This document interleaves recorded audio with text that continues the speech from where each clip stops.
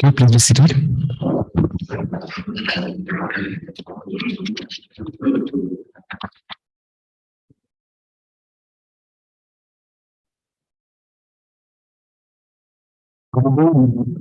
Yes, the meeting of RCBC.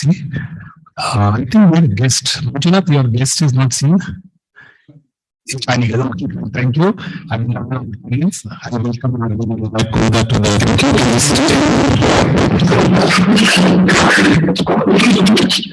request Nasir to just escort the questions. Please come. Yes, the meeting of RCBC. I think your guest,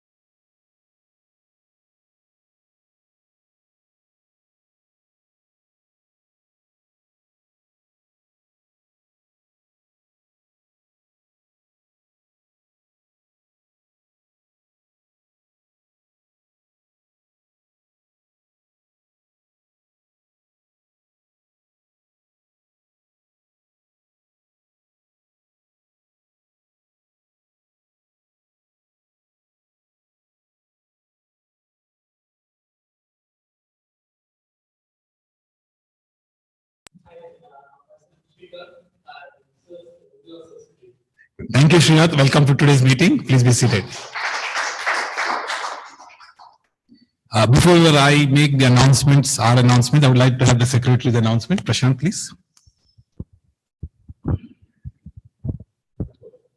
Hello.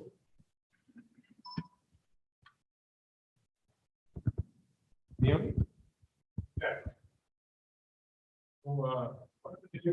Something just sounded like after 2 years now. I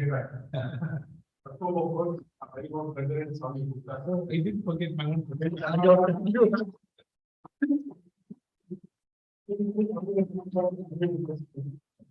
Actually, today the community box is not here. Murthy has forgotten that as well. So we'll say build on this one, right? Okay, go ahead.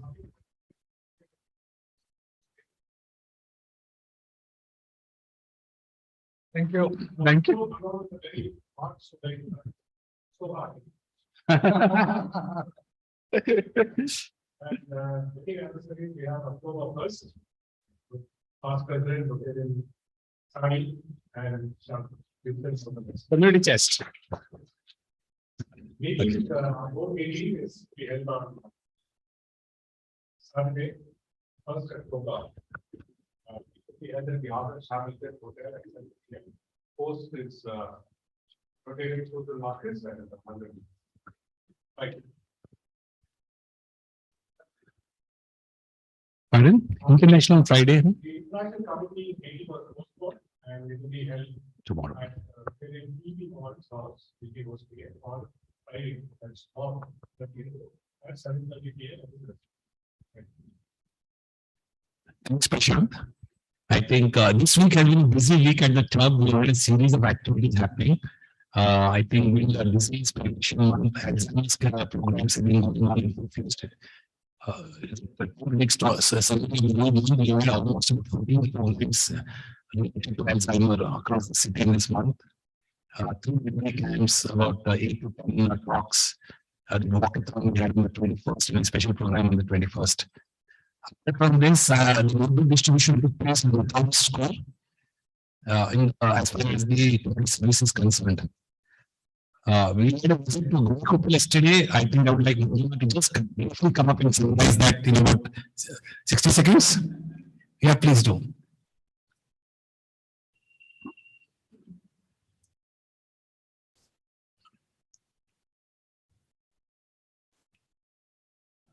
Yes, please.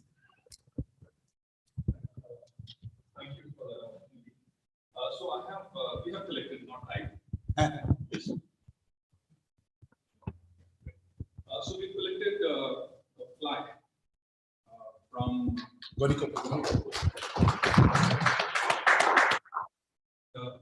done an MOU with Sister Club. I'll formally present this to the president now. And the honor of carrying this. So this is the.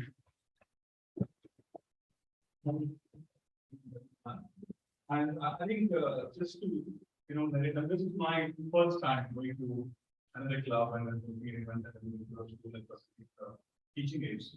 That was just wonderful. We had 2 days well spent. We had the evening of phase 6 at the club. We did our flying exchange, and then they hosted that. I think we should invite them over here. Extremely nice people we met there. And on 28th, we had our school visit. I think we're doing a lot of terrific thing in terms of the students definitely need our support there. Students, 100 of them, 96 of them, all from not so well-off families, plantation workers. I think it's a good thing that they're doing. They've given them a laptop, they've given them a screen, obviously, they've given them a projector, and we gave them books and some books for the librarians. So it was, I personally was passionately attached, and I like the whole thing. Thank you. That's it.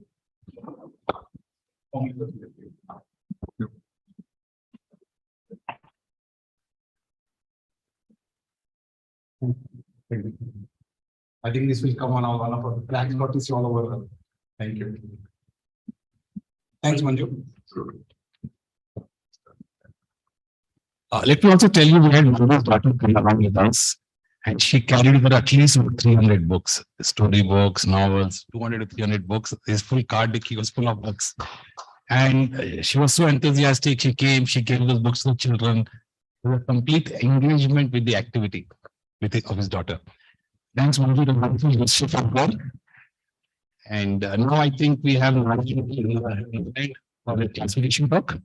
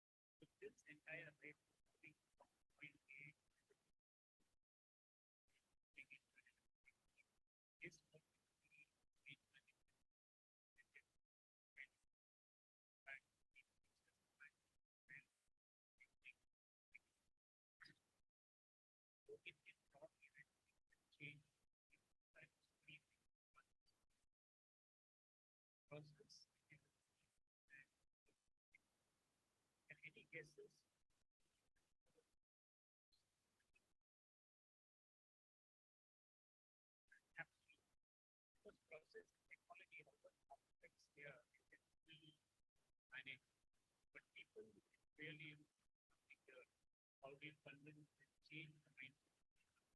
And the key for your experience and we like really what that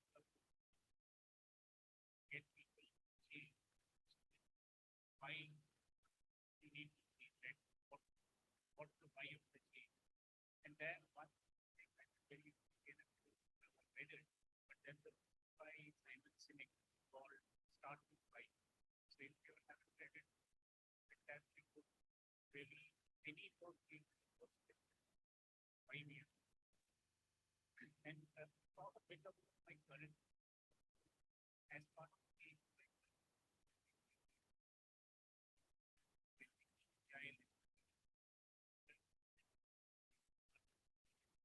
agile way making change where you train people it's not like making change where make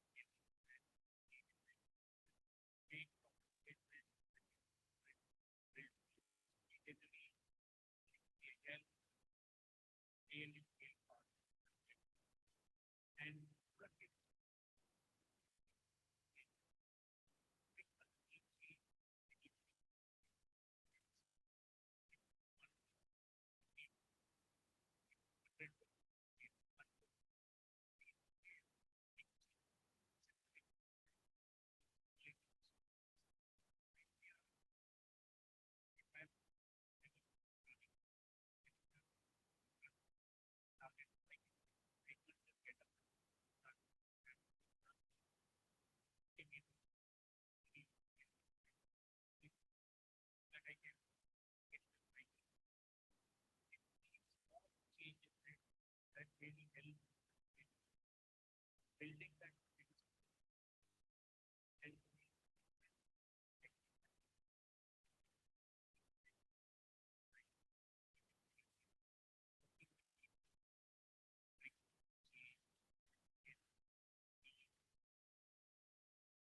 so it is somebody every day and that the fun and almost like you say each day imagine thank you.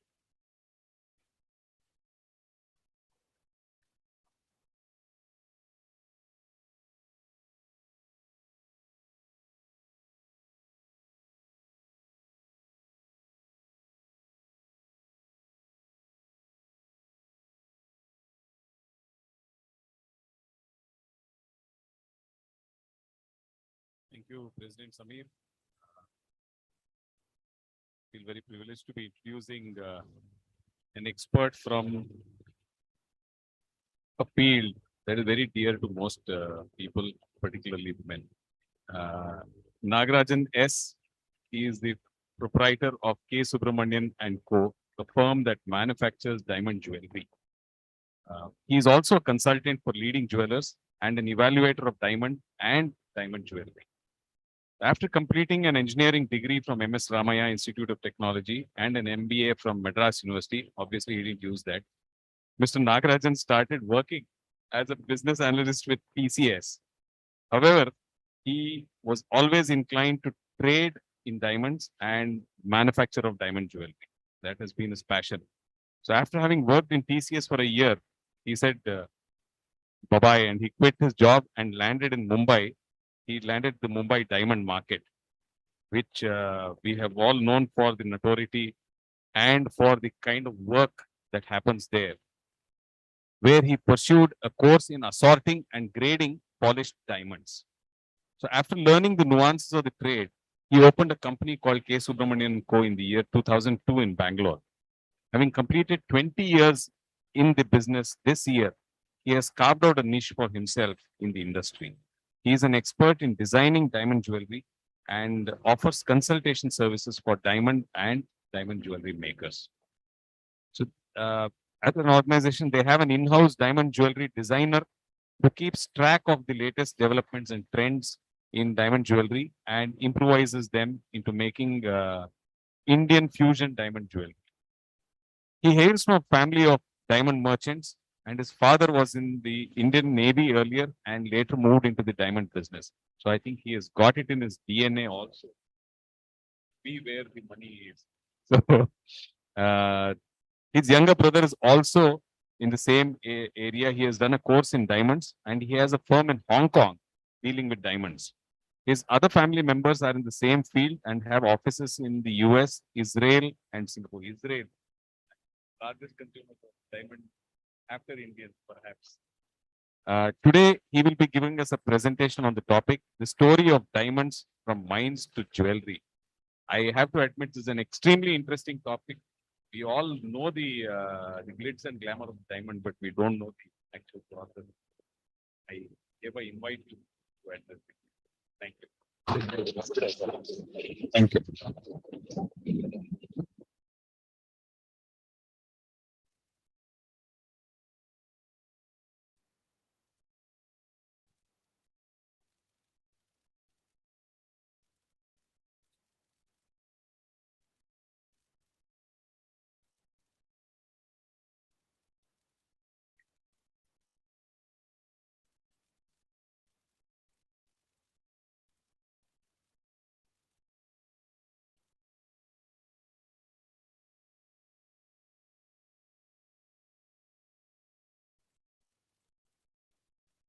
Ladies and gentlemen, I am Nagaraj and I'm generously introduced, sorry.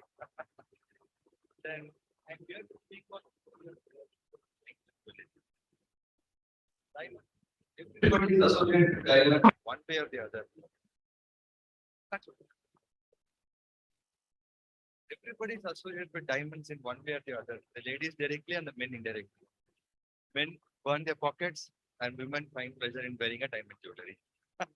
So I like to say this is a woman's best friend and men's envy. That is how De Beers advertise diamonds. Today I'm going to talk about from mines to jewelry. The excavation of diamonds from mines. And it takes a lot of process before it comes finally set in a jewelry. It's a long process, a very long process. We, as a consumer, we get to know the final product. But what happens to the mines? How is it excavated? How is it polished? How is it, the various patterns and shapes of diamonds are, created? This is how the story is going to be. And this story was actually suggested by Samir sir. I should thank him for this because I was searching for a topic, what to speak about diamonds. He said, Nagaraj, you have to talk about this. It should be from mines to jewelry, from A to Z. So I've done now concisely on this. So let's start with the first slide. The definition goes on. Composed of carbon.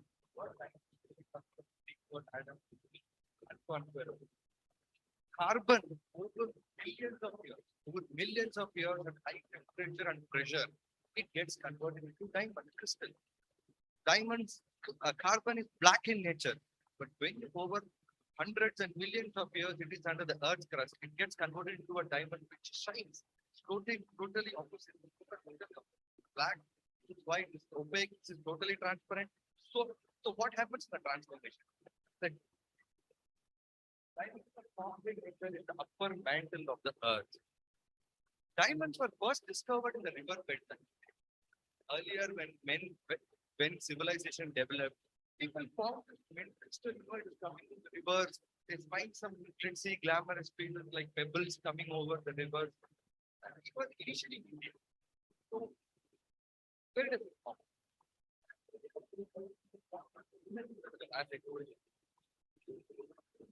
Deep in the earth's core.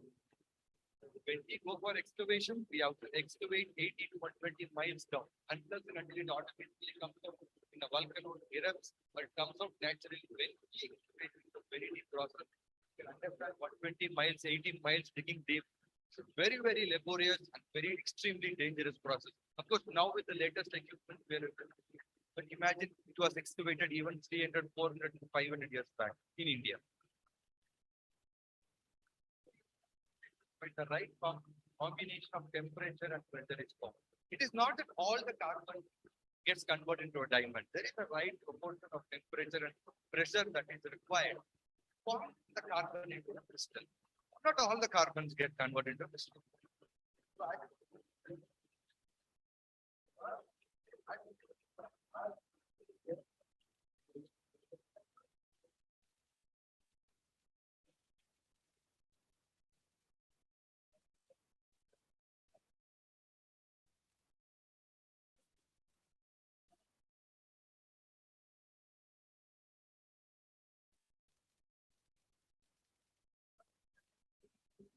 Century BC. Can you imagine? Found in the 4th century BC, even before Christ was born, we had that.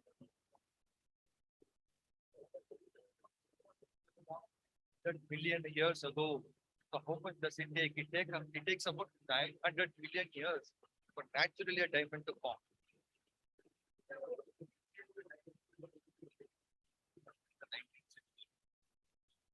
We had tried.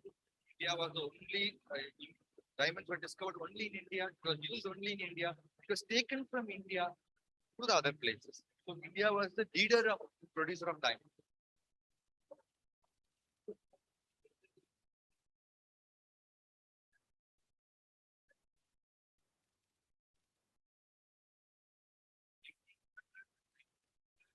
Diamonds were discovered from South Africa.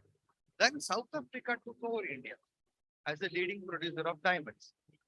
It's not that India doesn't have diamonds, it's because South Africa, it's less densely populated, more of nature.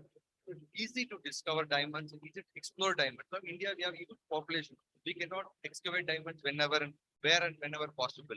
It has to. We have to go 1,800 miles down.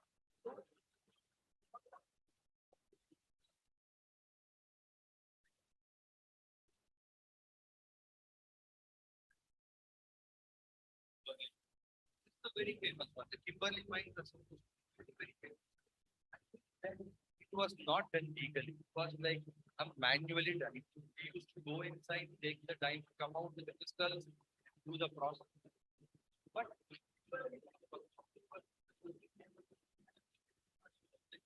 digitized, and it was made for the proper industry. The proper industrial function of diamond.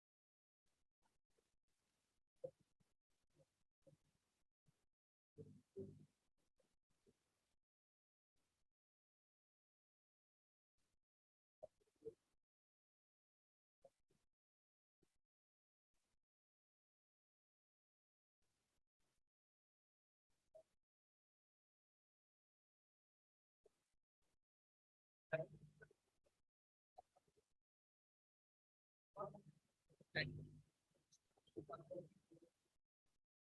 of course,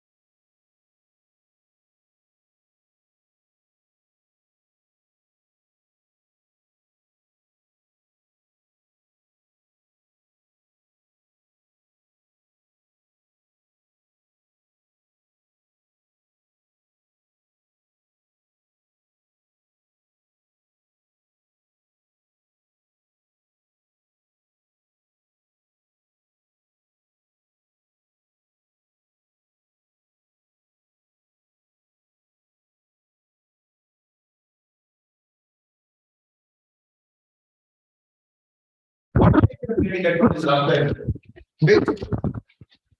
Thank you, sir. Thank you. So this depends on the rough diamond. If the rough diamond, we decide, we decide, okay, the rough diamond shape of the rough diamond is like this. Now we have to avoid the wastages. See, if the rough diamond is weighing 100%, we have to maximize the output in the polished diamond. Polished diamond, roughly you get about 40 to 50% of the weight of that. So people, in order to get the maximum utilization of that diamond, earlier stages, now we have got softwares for it. Earlier, people with experience used to sit and gauge the rough diamond. They used to draw on the rough diamond. Because, with a pen, literally with a marker pen, like we are going to cut the diamond like this, and one rough diamond can give you even 3-4 pieces. It's not that one rough diamond will yield only one diamond. In one rough diamond, you can get about 3 or 4 pieces in this. But that is determined by expert people. They will sit and decide what are the different shapes, and most popularly being the round brilliant cut, because this gives the maximum luster. The other diamonds, even though they are famous, they are not going. Why do we buy diamonds?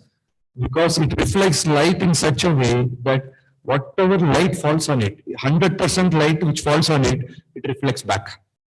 And that is very good in this round brilliant cut. If cut properly, this will reflect 100% of the light which falls on it. Diamond is not a torch.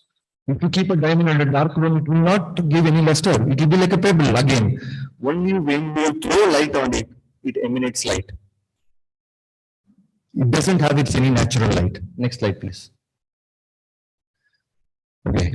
Now this is very famous these days, the 4 C's of diamond, which even De Beers tries to, promote this 4 C's of diamond. For the past 10 to 15 years, I'm seeing everywhere these 4 C's of diamond. So let's see what are the 4 C's of diamond. A diamond is always characterized by the 4 C's.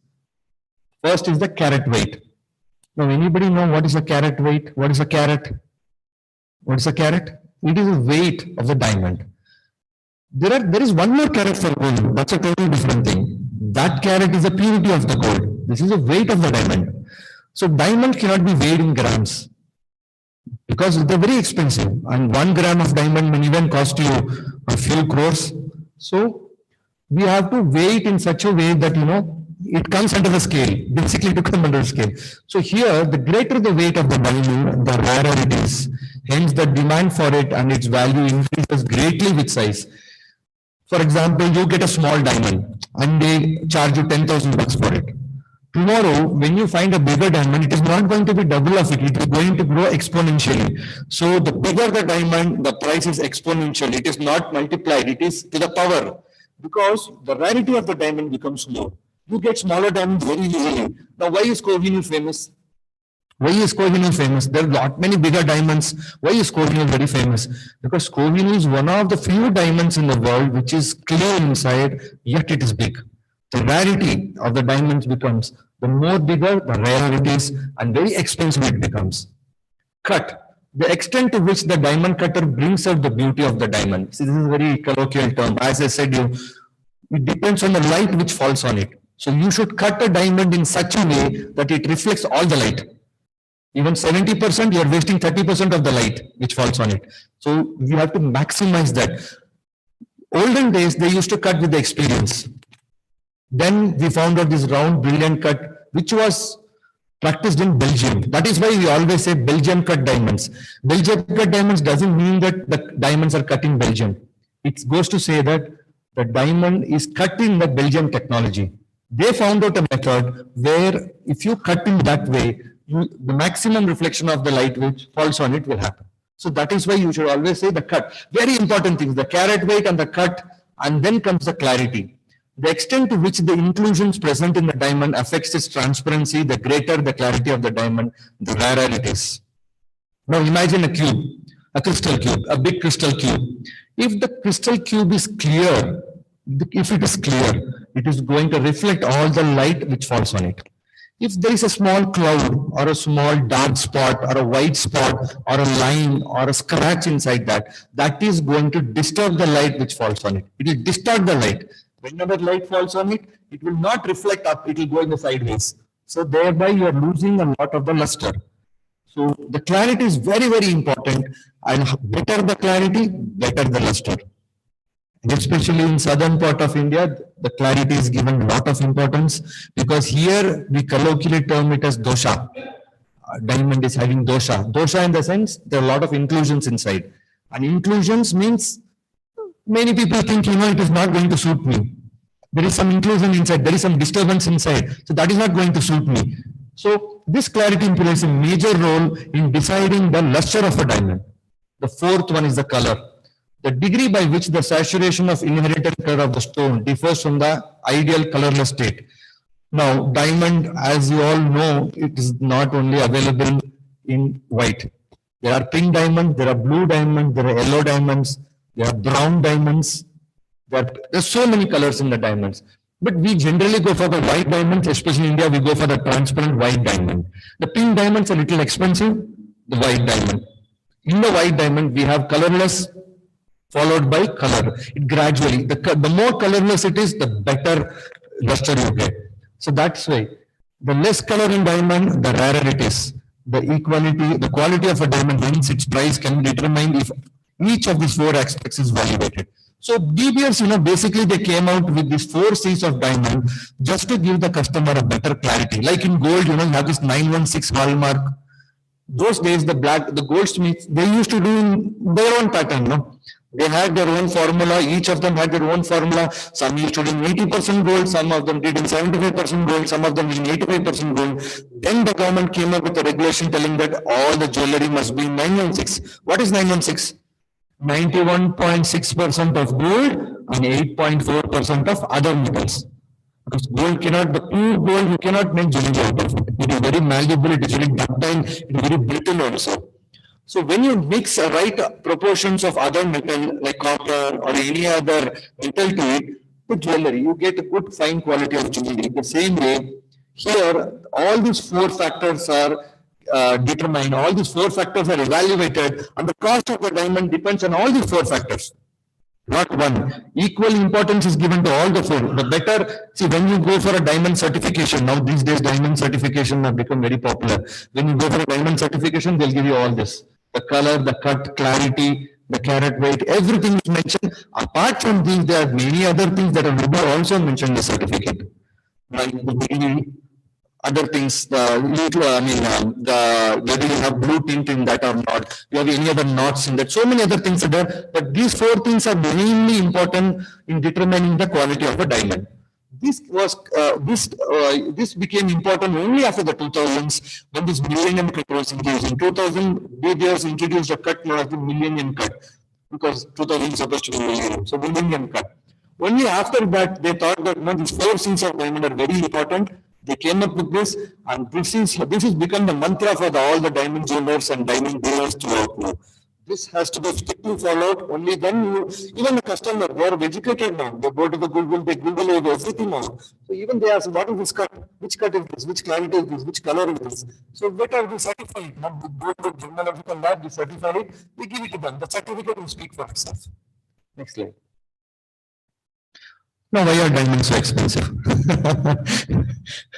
This is a very, very good question. Diamonds, you get plenty. As you think, diamonds are not very rare. If you excavate deeply inside, you get a lot of diamonds. Not many diamonds you can get. But why are they expensive? Good diamonds are hard to come by. Cheap diamonds with a bigger price tag. As I told you, you get a lot of diamonds, but all of them are not of the same quality. You get a lot of inferior quality diamonds, which can be used industrially, but you cannot use it for jewelry. And you don't get the proper shape. You get all these chips, diamond chips. You don't get like a block. Or the chips are all waste. You cannot make anything in that. So there are lots of labor involved in making traditional diamond and diamond jewelry, from miners, transporters, diamond cutters, appraisers, designers, and jewelers. So a lot of labor is involved in this. Nothing is machined except for the excavation. Everything is labor intensive. You have to excavate the diamonds, which itself is huge costly. It's very, very expensive to excavate the diamonds. Get the diamonds out, you assort them, you take them according to the the clarity. The better diamonds are kept separately, the inferior quality diamonds are separated. Then the better quality diamonds are taken to the lab, they're taken to the cutters, the cutter cuts the diamonds, then you get the pure diamond, you get the cut diamond, then that has to be converted into jewelry. It's a lot of labor intense, and every time you pay a labor, it becomes expensive. That is how it is. That's a lot of labor expense to account for. Cut. Diamond cut is one of the main process that influence the cost. Of course, as I said, the polished diamond is just 60 to 70% of the rough diamond. So we are wasting 30 to 40% of the weight for nothing. It's just going into powders. It becomes a powder, it just goes away. You get only 60 to 70% of the product. And if you still go for, better cuts, you get even 50 to 60%. So you lose a lot of weight in it. If you get a 10 carat diamond rough, it doesn't mean you get 10 carats about. You get 4 or 5 carats. And that too, if it's a single piece, it's expensive. If you get 3 or 4 pieces, small pieces, the cost is going to come down further. Next. Now, okay. Now we come to diamond jewelry. Okay, diamonds are excavated. It is polished. The various, sizes are all assorted. The various patterns are assorted. Now, what do we do? Next, we are going to cast them in the diamond jewelry. Here comes the most important part, because diamonds, if you keep them just like that, they're just going to give you a luster. But how do you make them more beautiful? How it can be worn? Only by making a jewelry. Many centuries after the discovery of diamonds, the use of diamonds in jewelry overtook all other uses. The main, as I said, the initial uses were all, like wearing it with talisman or competing, all other things. They were all, they became minuscule. This became the major use of the diamonds. Wearing diamond jewelry was considered as a sign of good luck and wealth. It became a display of wealth and prosperity. It gives self-confidence and a good choice for good investment. Now, many people treat it as a display of wealth and prosperity. Many people buy it for self-confidence. Many people buy it as a good investment. Of course, people may argue diamond is not a good investment. Yes, it is a good investment next to gold. If you buy gold, you can sell it anywhere in the market. You can get back your money. But diamonds are not. It's a selective market. Still, they are a better choice. After diamonds, you get emeralds. You get good prices for millions for the investment. Down the lane became a preferred gifting choice for the loved ones. This was promoted again by all the so-called DBS and so many big companies that they started promoting it as a gift for your wife, gift for your loved ones. So that is how diamond jewelry came into existence. Next. Now, diamond jewelry, it has got two different settings. I mean, it is manufactured in two different ways. The traditional closed set, where the rear part of the gold portion is totally closed. This was done in the earlier stages, like 14th century, 15th century, even up to the 21st. Even now we are doing it. We can use, all these traditional designs are done using this closed set. The entire portion of the rear portion of the jewelry will be closed. Only the front portion of the diamonds will be open here. So in this kind of jewelry, the rear side of the ornament is completely closed. It is manufactured in 22 karat gold. Here we use 22 karat gold. There's a difference between this setting and the next setting which I will talk about. Here we use the 916 gold. It is a traditional 22 karat gold. Will you add for traditional designs? Well, this design, as you can see, is very traditional, and we cannot manufacture this in 18 karat jewelry. You have to use a 22 karat jewelry, and you have to use a new setting for this. The negative side is that not all kinds of designs can be manufactured in this kind of setting. This is a very traditional setting. Suppose you Google out a new design and you come and ask me, Nagras, can I do this in an open set? I said, no, it cannot be done. Can you do it in a closed set? I will say, no, it cannot be done. This can be done only in a closed set. And closed set is only possible in 22 karat gold. The next slide. This is an open set.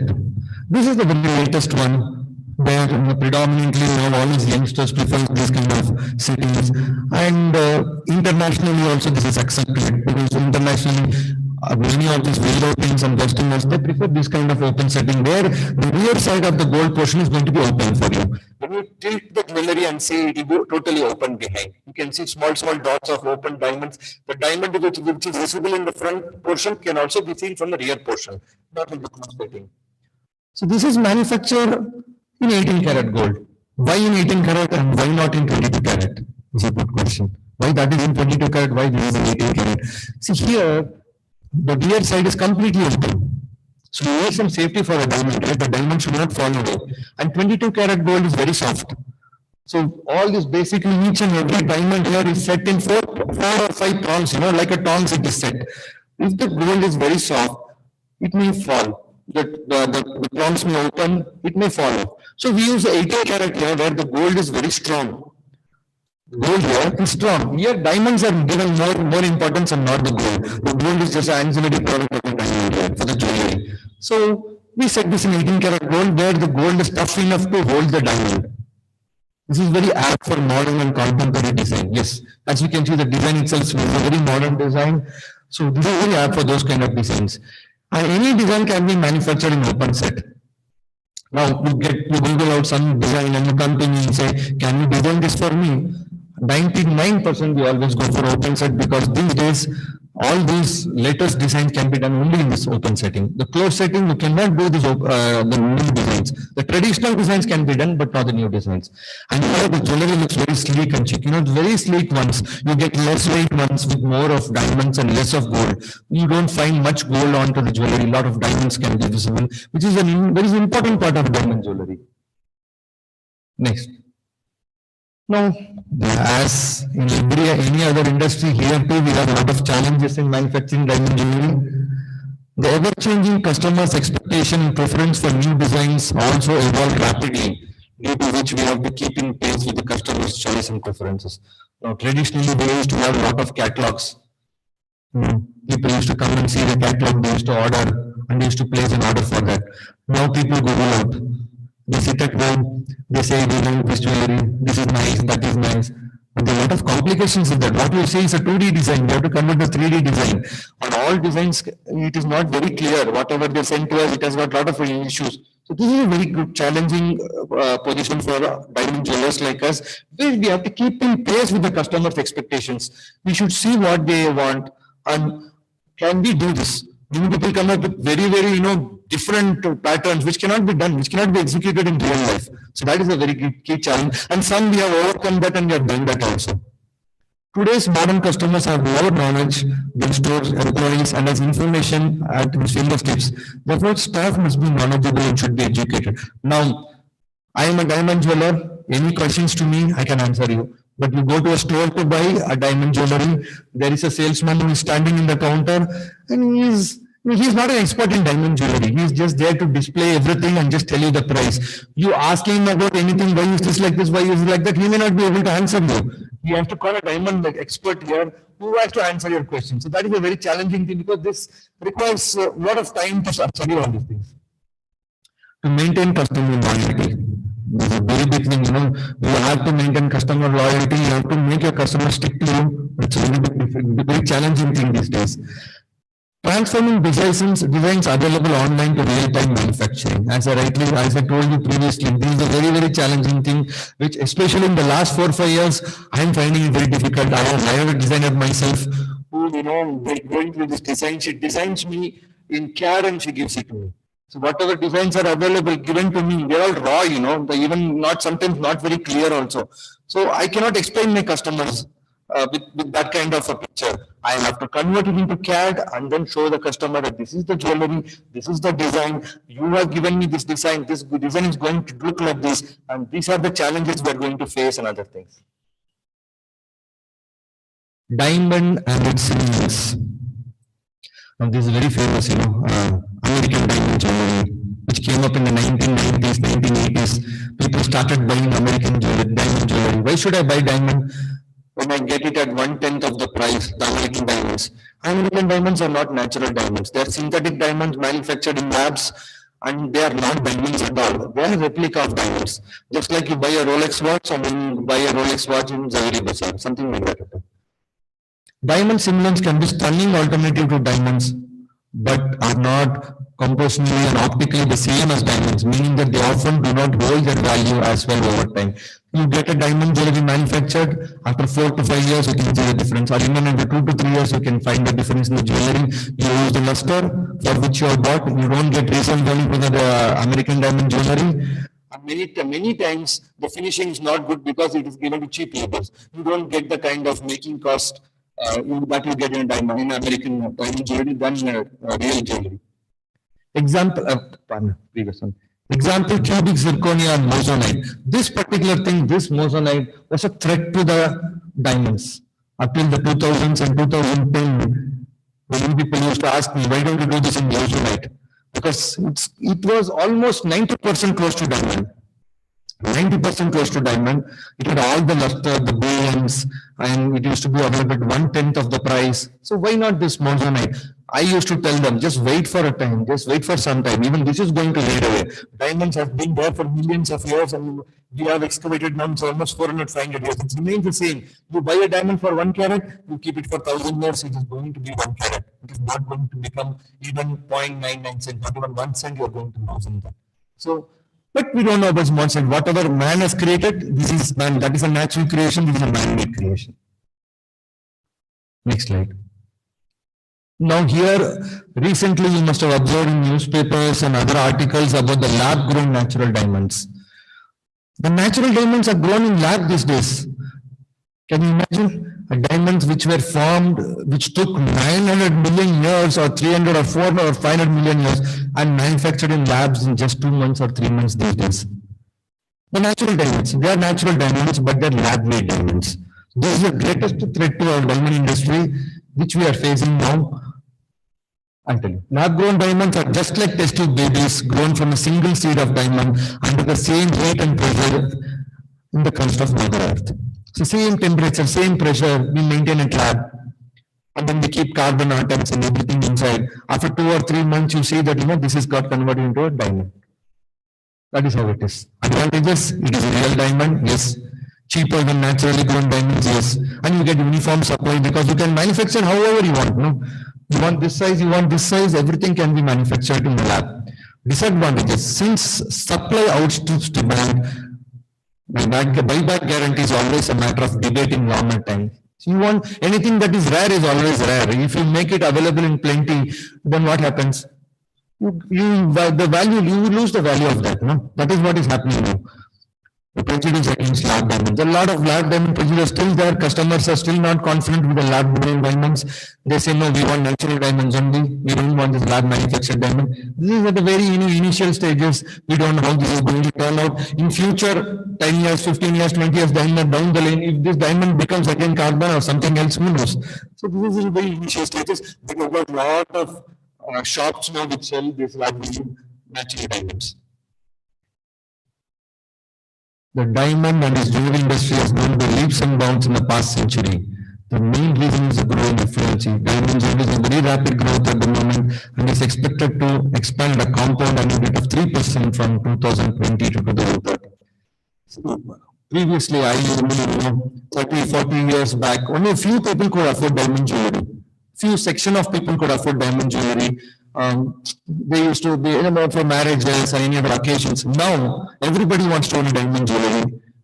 Let him be a middle class or an upper middle class or very established person. Everybody wants to own a piece of diamond jewelry, be it a small ring or be a big necklace or any other type of jewelry. So everybody wants to own jewelry. So diamond industry is growing with a very, very compound growth of 3%. 3% growth is very, very, very good for any industry where you see people interested in buying such kind of jewelries. So this is how, and let's see, this is my conclusion on the diamond jewelry. Let me know if you have any questions on it. Yeah.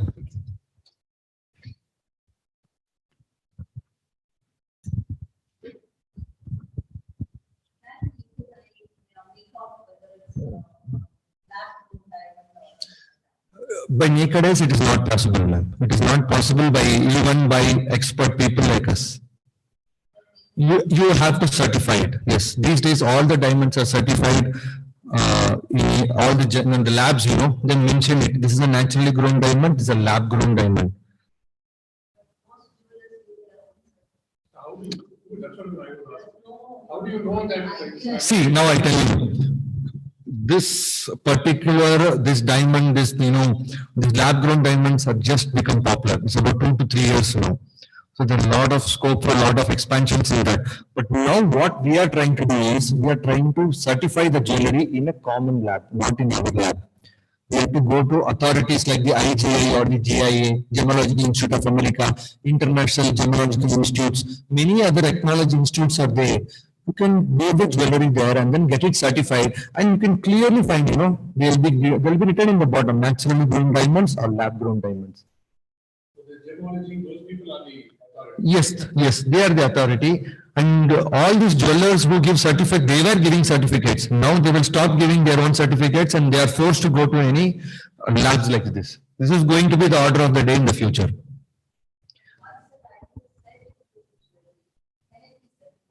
100%. Why not? Why not? These days we are selling both loose diamonds and certified jewelry diamonds also. You get the picture of the ornament, you get the weight of the gold, you get the weight of the diamond, you get the clarity of the diamond, everything, the 4 C's of diamond, everything is mentioned there with the photo. So yes, you can get it certified, you can get the diamond certified, you can get the jewelry certified. And now the latest feature which is added is the lab grown diamonds or natural diamond. This is the latest inclusion in the certificate.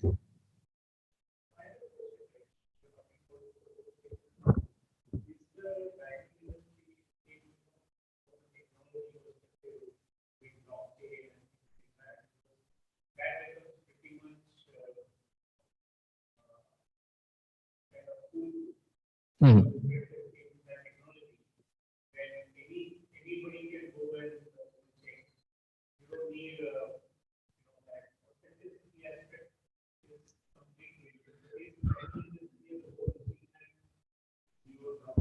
Yes, we are looking forward to it. See, nowadays, when you get a diamond certified, I mean loose diamond, not a jewelry.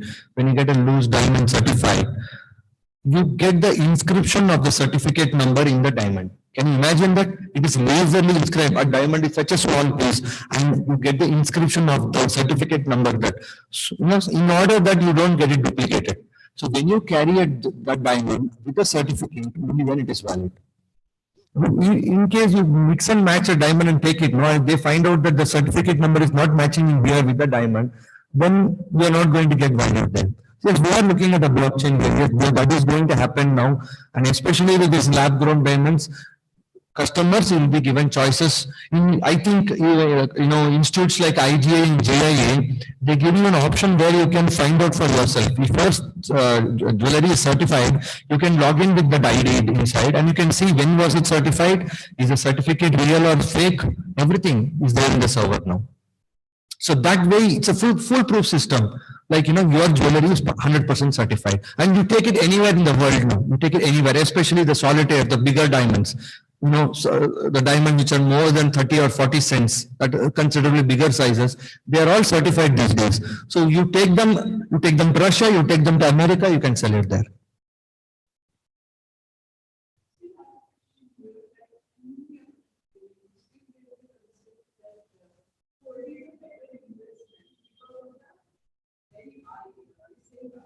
Okay. Okay.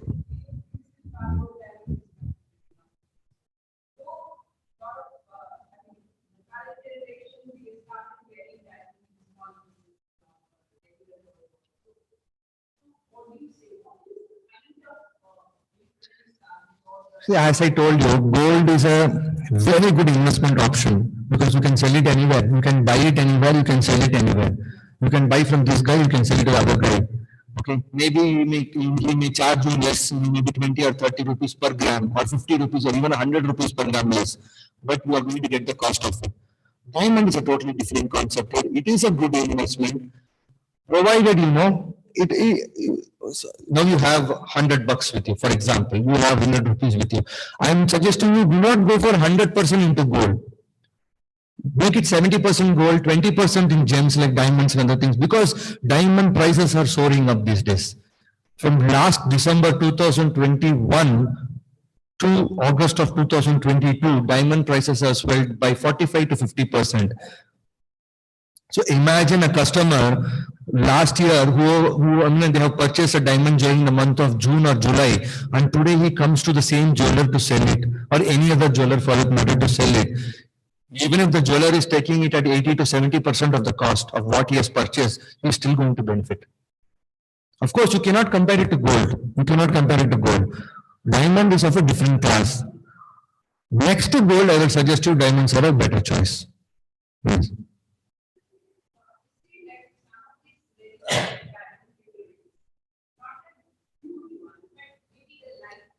Hmm. Yes. Yes. To be very honest, ma'am, 14 karat is a better choice for making open set jewelry. Yes, you get lesser weight of gold, you get a sleek finish, you get better finish. I mean, diamond, dazzles like anything. But our Indian typical mindset is not letting us to go for 14 karat gold, and our color doesn't suit. We are brownish, and so our color doesn't match that. We need that yellow color in that. So initially, when this 18 karat jewelry was launched, people are very apprehensive. I mean to say 1995, 2000, people used to argue, why don't you make this in 22 karat gold and give it to me? Maybe I don't want it in 18 karat gold. So jewelers took the risk, they made it in 22 karat gold, but down the line, 2, 3 years, lot of complaints. The jewelry started breaking, the diamonds were falling. Then we stuck up. Okay, no, we are going to make the customers understand that it is going to be 18 karat. Minimum hardness required to make a diamond open setting jewelry. Then 18 karat was reinforced into customers' mind, and it has taken now 20 years for the customers to understand that open setting is done in 18 karat. Now, if we tell we're going to make it in 14 karat, then again, the typical Indian mindset, no, this is inferior quality gold. That is not inferior. We are going to charge you only for the 14 karat or 18 karat. Now, for example, 24 karat gold is 5,000 rupees. When you calculate this for 916 22 karat gold, it is going to be 4,700 rupees. When this is going to be 18 karat, that is going to be 4,000 rupees. And it is going to be 14 karat, you are going to pay still lesser. You are going to pay less, you are going to get less. When you give it back, you will get less. But typical Indian mindset, you want it in 916 gold. This 18 karat concept has taken us 20 years. No, that 14 karat is almost close to 60% now. 24 karat, 14 karat is almost close to 60%. You're going to pay 60% of the price. There's nothing wrong in that. But our typical, I told our Indian mindset doesn't allow that. That we use 14 karats, very inferior quality gold. I'm not going to use it. So now we have come to 18 karat. This 18 karat has been running softly and smoothly. Customers are accepting that this is 18 karat. But still, Europeans, especially Westerners, they go for even 10 karat or 14 karat. Because their jewelry concept is totally different. They don't wear huge things like that. They go for bigger diamonds and less of gold.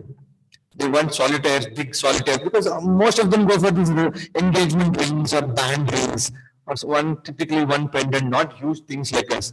So they go for that kind of things. Here they go for 14 or 12 karat, and it suits them also. This yellow, this white metal. No? See, as the carats in gold comes down, the yellowness also comes down. There is a difference between 18 karat and 22 karat. 22 karat looks much brighter and yellowish than that 18 karat. This is slightly towards the whitish side. So our Indian mindset, we are only into yellow side.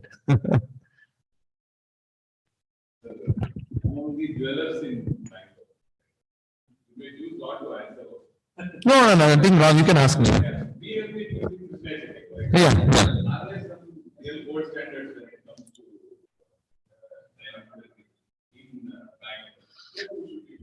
So diamond jewelry is basically, it is marketing, I tell you.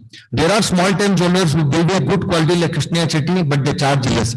It is us who we should find out a person who can solve, who can be trusted, who can be given the job and he'll give the job to. Yes, Krishna Chetty does a very good job, but you pay a premium for that, no? Yes, you need to pay upfront 40 to 50% more than any normal jeweler. For the designs and for the kind of service he gives. So of course, Krishna Chetty is a very good brand. He's created a very good brand. He's following that up. But you need to find out your own local jewelers who can give you that particular same quality and everything for much cheaper prices. There are people there in the market. See, these big jewelers, they have their own diamond, people who buy diamonds, who do manufacture and supply them. The small and middle time jewelers, they cannot afford to hire such big people. So what they do? They hire people like us. We are the people for them. We manufacture diamond jewelry and we give them, we keep our stock in their showrooms. And whenever some sale happens, whenever the consultation is required, we offer those consultations. Any services to be done, we give them those services. So we don't have much knowledge about the diamonds. For example, if you go to Krishna Chetty, a person over the counter will not be able to solve your problem. If you ask him typically a question like this, he'll call you an engineer or he'll call a diamond expert, who's a minerals expert. He'll come and answer your questions. They can only tell you the carat weight, the gold weight, and the price. They cannot give you solutions to each and every question because they are not that educated. This is a very, very niche field. We have to understand it. So I quit the job and I was in Bombay only to learn this. I could have learned it under my father, who is also in the same industry. But I quit the job. I went there because that is the central industry. That is where you should be learning things. So you learn things, you come here, then you can develop your this thing. There are jewelers, sir, who are doing great services even now. No, see, I'll tell you. Good question. See, dosha concept is only in the southern part of India. You mean to say people in Western other countries, they are not doing well? That is a belief. So when you have a belief, you have belief that God is here, you pray to God. If you don't believe God is here, you will not pray to God. There is a belief among the southern population, southern Indian population, that having dosha in a stone is going to give me ill effects. So why to sell that stone? Let us sell the best quality without dosha. Why to take the risk? I should give to the customer will give it back to me with lot of complaints and all his sentiments are attached to it. Why to do that job? So especially cities like Chennai, Bangalore, Hyderabad, Coimbatore, Mysore, and all these places, they are all selling only inclusion-free diamonds. As you travel upfront northern, you can find only inclusion diamonds because they want bigger ones, chunkier ones, and they are much towards the finish. Here we are much towards the doshan concept. I mean, mind it, only we and Japanese people we have this concept of doshan. Here in Japan, if you travel in Japan, people, they go for inclusion-free diamonds. And they are the most expensive. You have to pay a premium for that. Doshan is a belief, sir. If you believe in doshan, you better go for better quality diamonds. Don't risk yourself for going for all these inclusion diamonds. That is my suggestion. And that is why we are selling all these good quality ones. We don't know who is going to, who's going to like it, who is not going to like it, who is going to, have good effects, who's going to have bad effects. Why to sell a best one and tell them to be inclusion free? Anyway, they are being fed that the inclusion free is the best concept. Give them the same concept. Give them what they want. Simple.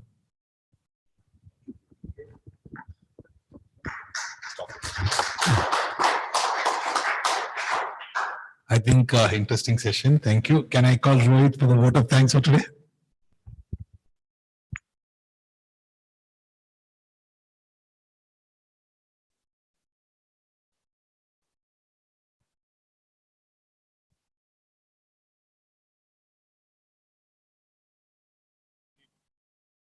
Expected.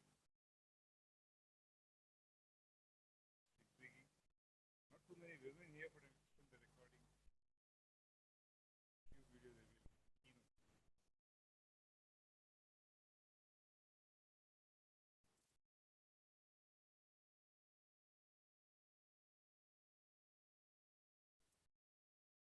People. Starting of 18 miles. Movement running price. Someday we're going to hit diamonds very clearly. But moving from there, then when you went into four C's, we now know what the four C's are, the characteristics of the diamonds. So maybe the also busting some myths. An interesting session. Thank you so much. Thank you all.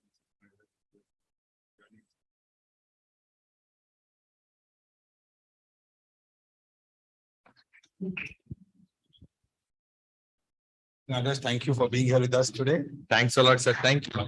Thanks for coming. Thanks, Amit sir, for inviting me here. Thank you, sir. Thank you. Actually, I've been just interacting with him, and you guys know me, and I kept on asking him questions after questions, and I grilled him for hours on questions. And I realized one thing that we know very little. When we go to a store, like you were saying, the store guy will tell you 4 questions and you tend to believe him. And he has very patiently answered me a lot of questions, queries. I get caught because all these Malayali fellows. They speak to Malayalam and speak. So I think thanks Nagesh for being here today, answering all our queries. Thank you all for being here. I think all the Rotaries were scared if we bring the spouses along today, they would have to buy something. And so I think most of them are come single, except I think Shivdev is the brave one.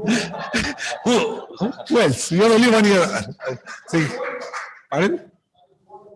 You're a bold one today. Absolutely right. You're the bravest of the lot. So for the bravest of the lot one. Absolutely, both of them.